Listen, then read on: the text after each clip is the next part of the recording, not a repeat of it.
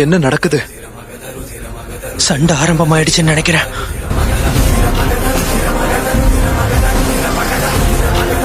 எனக்கு தெரியும் இது இவ்வளவு சுலபமா இருக்க போறது இல்லைன்னு. லைப்ரேலியால நடந்ததுக்கு நம்ம பழி தீர்ப்போம். அவனோட சாவு மத்தவங்களுக்கு பாடமா இருக்கட்டும். நான் ஒரு ஆக்கர்மேன். எனக்கு இது தெரிஞ்ச விஷயம் தானே. ஃபவுண்டிங் டைட்டனை எதிர்த்து போராடுறதுக்கு ஏரனால மட்டும் தான் முடியும். தோல்விய நீ ஒத்துக்க மாட்டேன்னு தெரியும்.